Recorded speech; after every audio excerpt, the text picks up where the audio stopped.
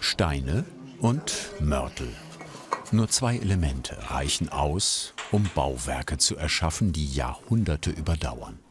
Anton Gröll ist einer der wenigen, der die Kunst des Gewölbebaus noch beherrscht.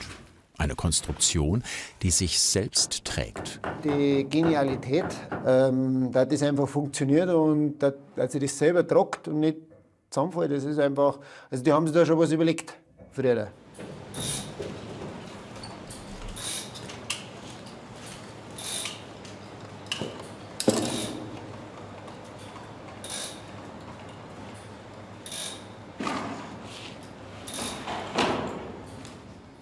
Das ist unser Plan, der Werkplan. Und das ist auch genau der Plan, wo der Kunde auch zum Sehen gibt. Also es wird gleich alles genau im Maßstab gezeichnet. Und dann tue ich mich auch leichter, weil man jetzt zuerst einfach nur eine Handskizze macht. Weil Papier ist ja geduldig. Man geht rein und ist dann auf einem Podest, sieht dann auf den Weinkeller runter. Also man geht dann über 2 Stufen runter, hat dann hier den Aufenthaltsbereich. Also das sind die Pfeiler, da wo das Gewölbe aufliegt, da ist dann das Kapitel draus, das ist aus Tuff. Als nächstes kommen dann die Gurtbögen, das sind die und da und da. Und dann kommt eigentlich das Gewölbe selber, das ist eigentlich der Bereich da drin. Und das ist das geschnittene Form eigentlich in der Mitte vom Gewölbe. Der zukünftige Weinkeller in einem Neubau. Beton, 25 Quadratmeter, 3,25 Meter hoch. Er setzt dem Maurer die Grenzen für das Gewölbe. Das sind eigentlich meine Mauerkanten, also die Pfeilerkanten.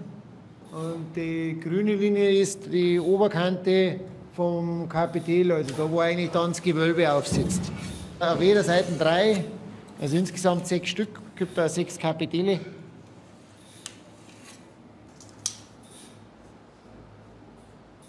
Also da hört mein Mauerwerk auf bei den Strich jetzt und dann kommt das Kapitel und dann fällt da eben jetzt so in die Richtung, geht der Gurtbogen weg und so geht die Tonne weg, die wo dann da hinterlässt. Die Steine aus Anton Grölls Lager werden geliefert. Es sind genau so viele, wie er für den Keller brauchen wird. Alles vorher genau ausgerechnet und geplant. Das ist Gurtbogen, das ist der Feinkalk, das sind die Bodenplatten für die Ablagen. Und jetzt muss ich halt ein bisschen schauen, dass es ein bisschen da ist, damit wir dann auch nicht die Gewölbeziegel ganz oben drauf haben und die, wo ich brauche, ganz unten drin haben, das ist scheiße. Gewölbeziegel, Gurtbogen, Bodenplatte. Jeder Stein hat schon jetzt seinen Platz. Ordnung muss sein auf der Baustelle von Anton Gröll, den nur alle Toni nennen.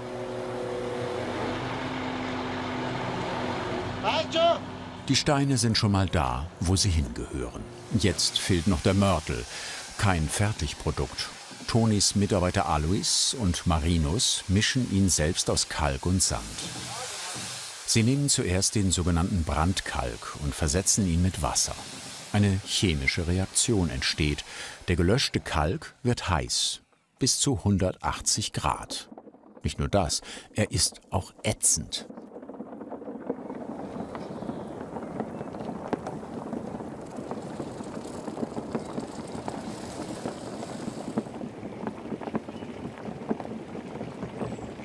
Ganz schön gefährlich.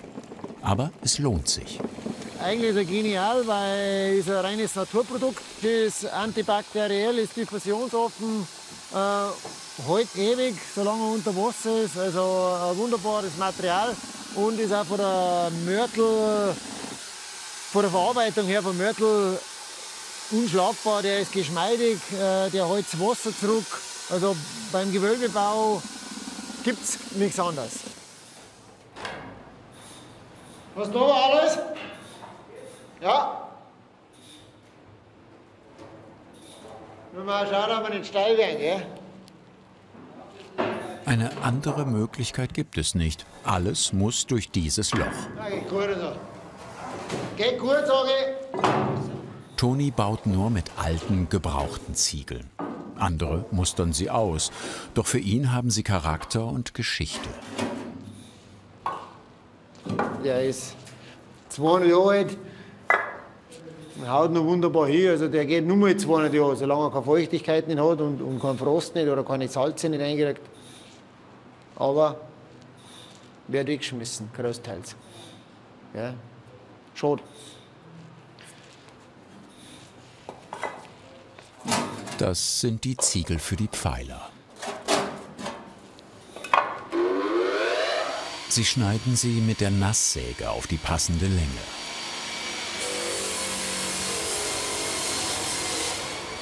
Und immer wieder nachmessen. Das Vorbereiten braucht Zeit. Fast 2 Tage auf der Baustelle.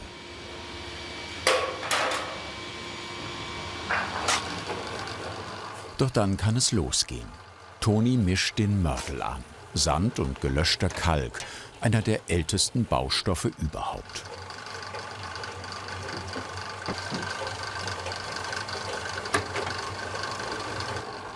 Wenn der Kalk abgebunden, also der chemische Prozess abgeschlossen ist, dann ist der sogenannte Sumpfkalk auch nicht mehr gefährlich.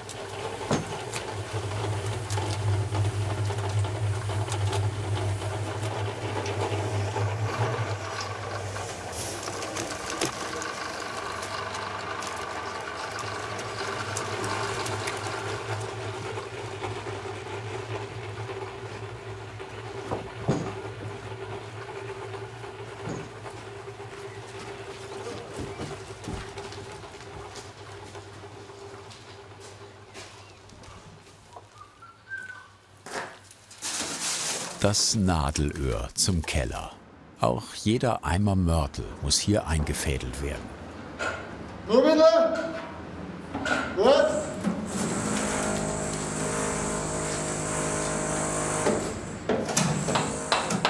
Da sieht man schon, das ist ein richtig schöner, geschmeidiger Mörtel. Das hört man eigentlich schon, wie schön geschmeidig der ist. Pickt er schön an der Kehlen. Also sitzt schön auf der Kehlen, zack, bleibt picker. Okay, zack, jetzt rutscht er weg. Der ist richtig schön. Der schmatzt schön, das ist einfach ein richtig guter Mörtel. Jetzt geht es endlich aufwärts, jetzt haben wir die ganze Baustelle eingerichtet, jetzt geht es voran. Ist schön, aber der letzte Stein ist wesentlich schöner. Ja, dann ist man fertig.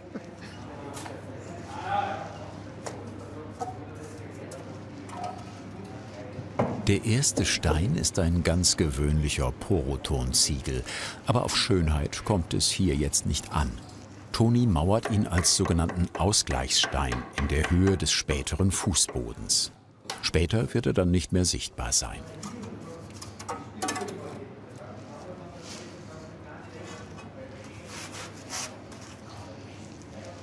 Aber dann kommt der erste alte Ziegel.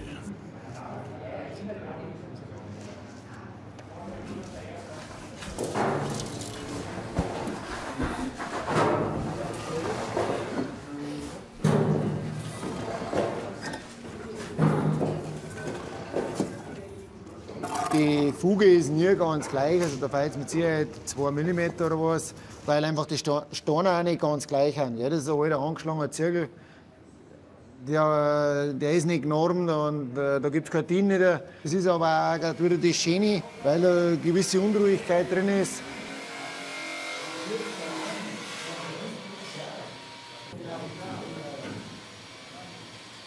Die Pfeiler mauern sie zu dritt. Mitarbeiter Gregor, Toni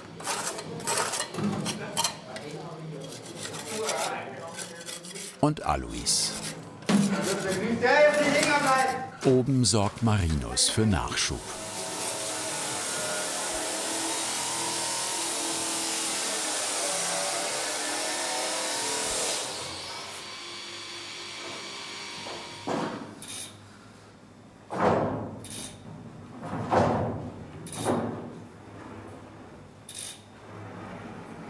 Einen Tag haben sie für die 6 Pfeiler gebraucht.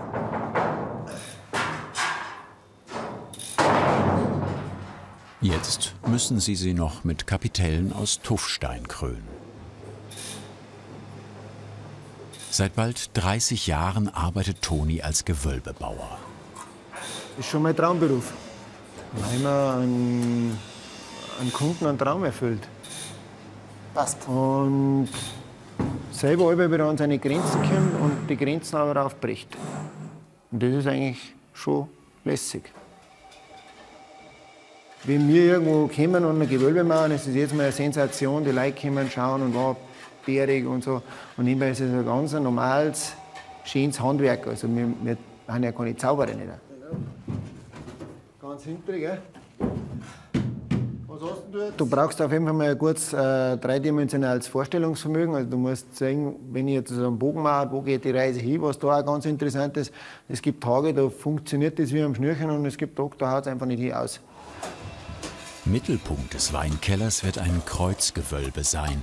Dafür mauern Toni und Alois jetzt die sogenannten Gurtbögen. Eine Schablone aus Sperrholz gibt ihnen dabei Orientierung.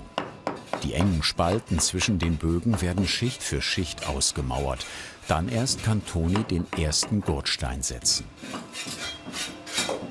In Tonis Betrieb haben sie die Gurtsteine schon in ihre typische Form geschnitten.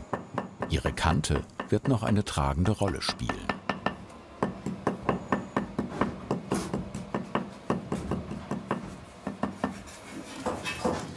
Sieht aus wie paniert, aber so bindet der Mörtel den Staub auf den Steinen.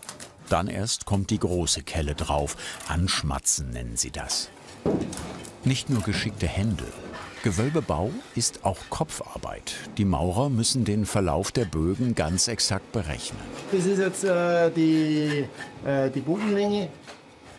Das ist die Gesamtbogenlänge. Und das dann geteilt durch 53 Schichten kommen wir auf die Schichtstärke. Und da fange ich von links und von rechts an. Aber die Schichtstärke, zack, zack, zack, zack, zack. Und das machen wir eben drum so ausführlich, weil das sind ja dann schon Zehntel, Hundertstel, da man einfach wirklich schön raufkommen. Die Gurtsteine mit ihrer Kante müssen eine schwere Last tragen. Da liegt eigentlich dann unser Kreuzgewölbe drin und da herum das Gleiche und das läuft dann eigentlich halb so in die Mitte rein. Weil sonst die Gefahr besteht, dass es runterrutscht.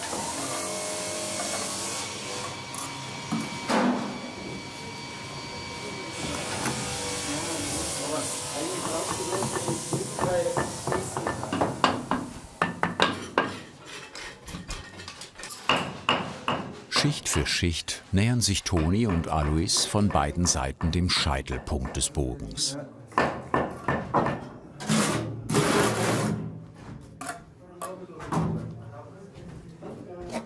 Der letzte Stein, der sogenannte Schlussstein. Ist er erst mal drin, dann hält der Bogen. Die Ziegel halten sich gegenseitig in Schach, drücken aufeinander. Die Konstruktion trägt sich selbst.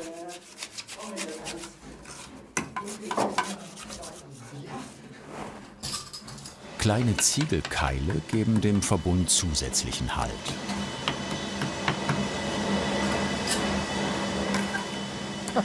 Wir haben es genau mitten drauf, aber so war es auch ausgerechnet. Also das muss schon hinhauen. Natürlich ist es ein bisschen, weil du sollst ja keine zu dicke Fugen nicht haben. Und jetzt, wenn dann die Steine da ein bisschen dicker sind, wie du zuerst meinst, dann kann es schon mal ein bisschen knapp werden. Aber normalerweise haut das mittlerweile sehr gut hin. Vorbereitungen für den Bau des Kreuzgewölbes. Die Maurer setzen die Lehrbögen. Eine Hilfskonstruktion, die, wenn das Gewölbe getrocknet ist und sich selbst trägt, wieder abgebaut wird. Die sogenannte Krone verankert die Holzverschalung in der Decke. Stabil muss sie sein, sie wird schwer zu tragen haben.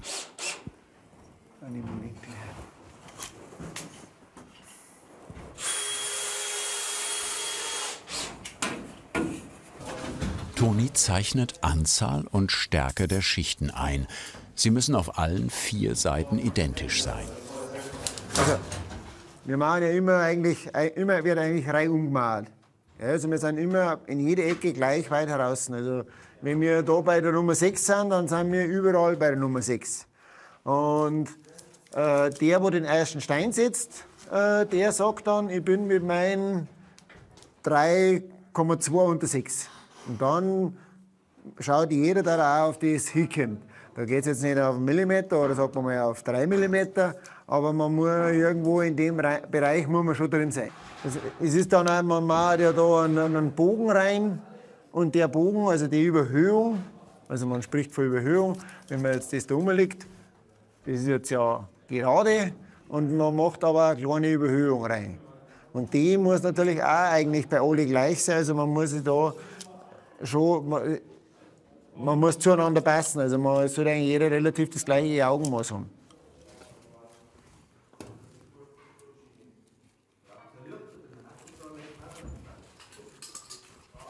Das ist jetzt der Fußstein, das ist der Anfang vom Gewölbe, also Fußstein nennt man den. Und ja, der ist halt ein bisschen kompliziert zum Schneiden, aber irgendwann ist er drin. Er hält jetzt nicht das ganze Gewicht allein, weil es verteilt sich ja immer eigentlich da auf die Gurtbögen.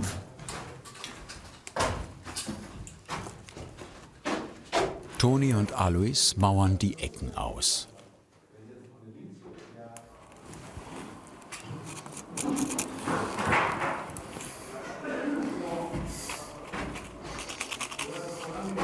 Mühsam, da muss jeder Ziegel anders geschnitten werden.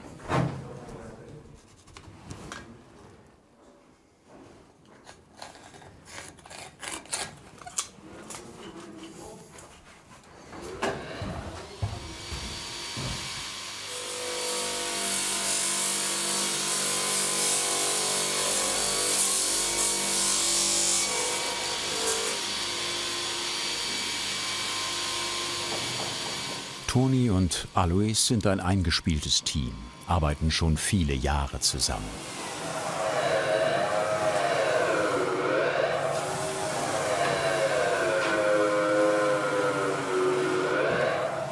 Und sie haben ein Gespür für Proportionen, das richtige Augenmaß.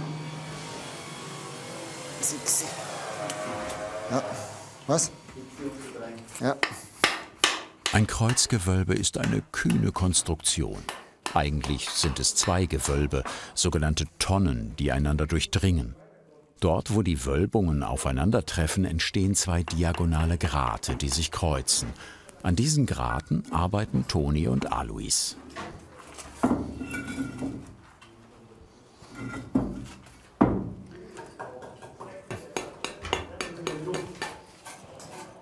Das ist da jetzt 3 unter 4 ungefähr. Ja.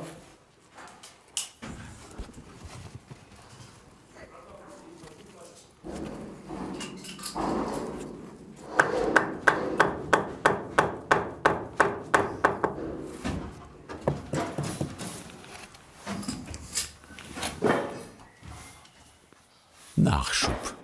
Die Kette reißt nicht ab. Das Hacken hat rein ästhetische Gründe. Wir haben da die Schnittfläche, das ist der Gradstein.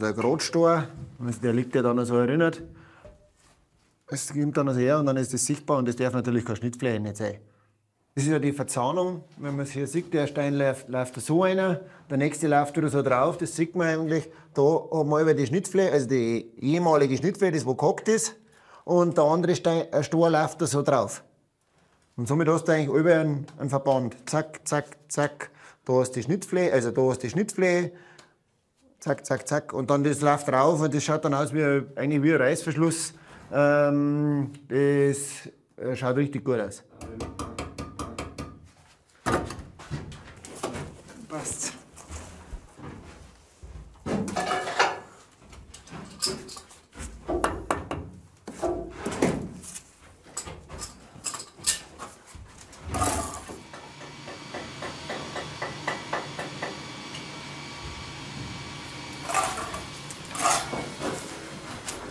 Toni und seine Mitarbeiter sind oft unterwegs, überall in Deutschland.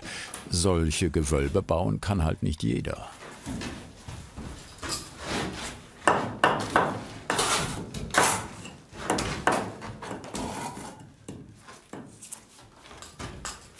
Der Winkel verändert sich eigentlich von, ja, der ist relativ spitz am Anfang und wird dann nach oben hin immer weiter. Also eigentlich fast bis er ganz gerade ist. Das ist ein Messwerkzeug, also da stellt man sich einen Winkel ein und das heißt Schmiege. Und kann man da eben verstellen und kann man Winkel übernehmen. Und das mache ich jetzt eben. Jetzt muss ich gerade nochmal abnehmen.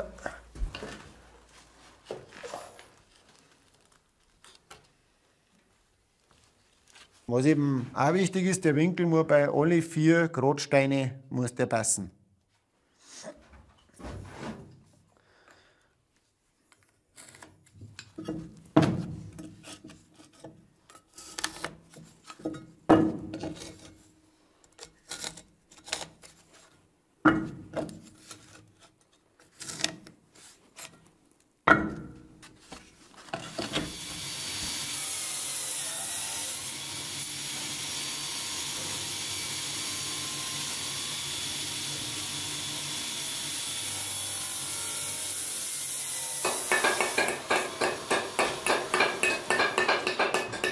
Kreuzgewölbe wurden schon immer nach demselben Prinzip gebaut.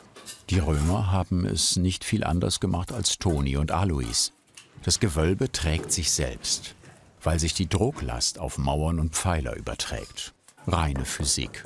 Und doch ein Wunder.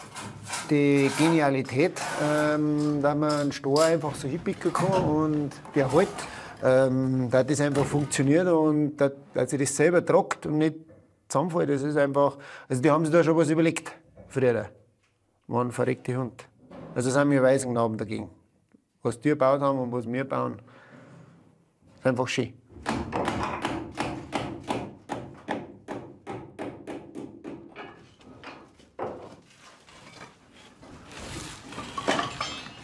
Die Lehrbögen können weg. Eine Woche lang haben die Handwerkskünstler das Kreuzgewölbe gemauert. Fertig ist es immer noch nicht. Eine Öffnung gibt es noch. Toni kratzt mit einem Stuckateurspachtel den Mörtel vom Grat.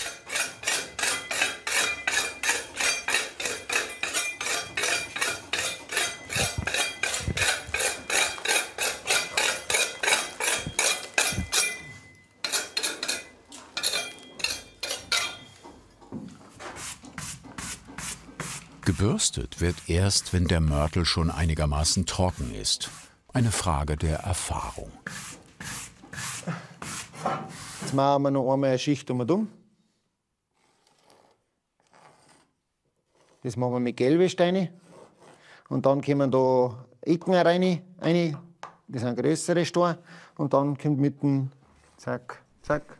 Da ist ein Prägestein drin, da auch. Und da und zweimal normale schöne Steine und fertig.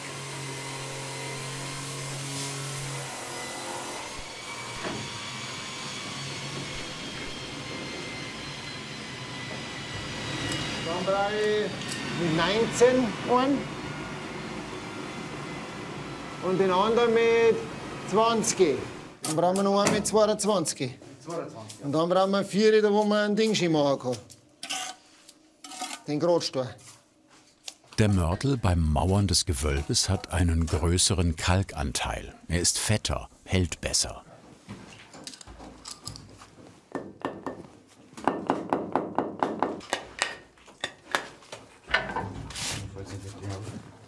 Es ist ein bisschen tricky, die Steine so zu behauen, dass sie sich dem Grat anpassen.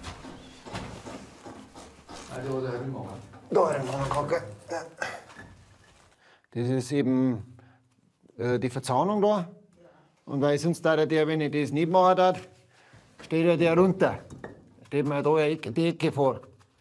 Und darum wird das ein wenig weggeschlagen. Wir sind jetzt da schon relativ gerade. Und jetzt passt es.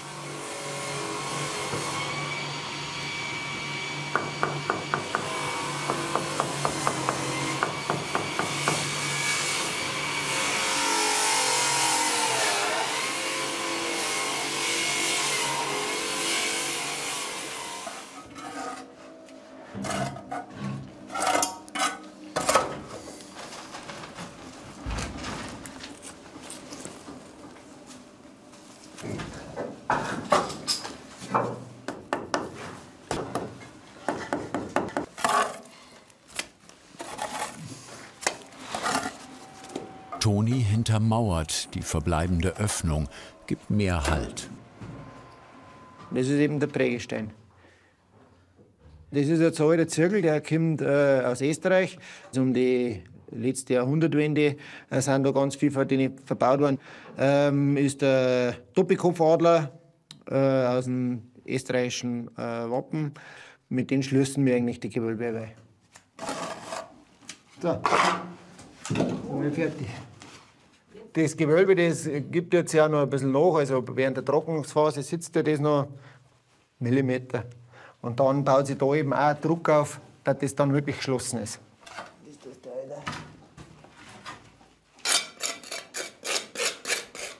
Es soll ein bisschen ein Zentrum sein und soll aber auch nicht zu unruhig werden. Also es soll eine Ruhe ausstrahlen.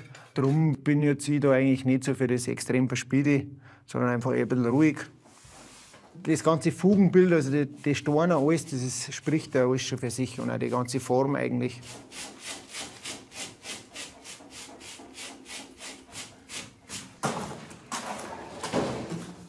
Die letzten Rutschpartien. Die Ziegel brauchen die Maurer für die Weinregale.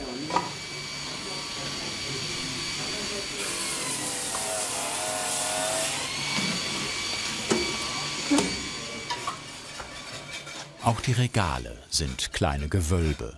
Das gleiche Prinzip wie bei den Gurtbögen. Nicht nur, weil die Regale so schön aussehen, sondern weil sie so erst stabil sind. Auch hier arbeiten sie mit Schablonen oder Lehrbögen, wie die Maurer sagen.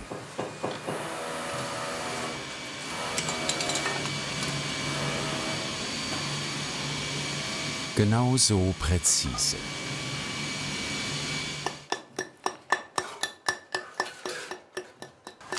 Die Holz- und Schmiedearbeiten und die Beleuchtung für den Weinkeller werden später andere Handwerker übernehmen. Die Gewölbebauer bleiben bei Stein und Mörtel.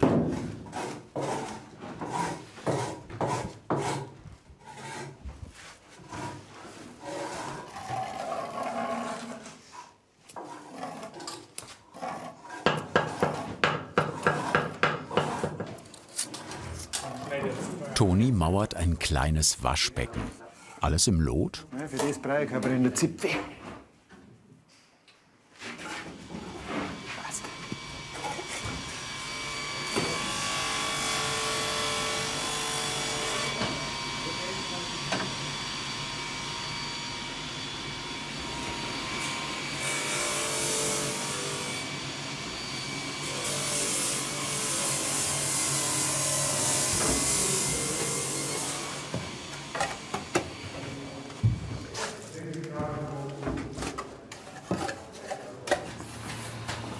Sechs Wochen unter Tage. So lange haben Toni und seine Mitarbeiter gebraucht, um den Weinkeller zu bauen. Letzte Feinarbeiten.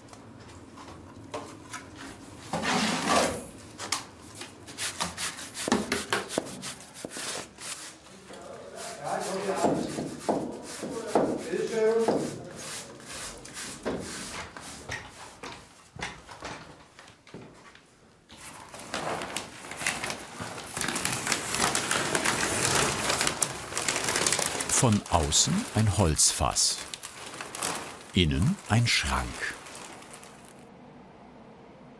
Der Gewölbekeller, der ist echte Handarbeit. Also da drin sind jetzt 4000 Steine verbaut worden und dann mit dem Mörtel miteinander haben wir irgendwo bei 30 Tonnen, also ganz grob jetzt. Das ist schon Masse, was man da verbaut.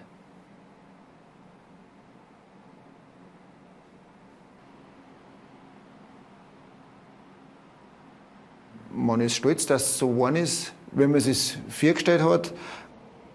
Ja, ist schon ein Glücksgefühl, wenn man fertig ist. Das war mal ein simpler Keller aus Beton. Und jetzt ein Raum wie aus einem anderen Jahrhundert. Vielleicht können die Gewölbebauer ja doch ein wenig zaubern. Fasziniert dich Handwerkskunst genauso wie uns? Dann jetzt den Kanal abonnieren und keine Folge verpassen.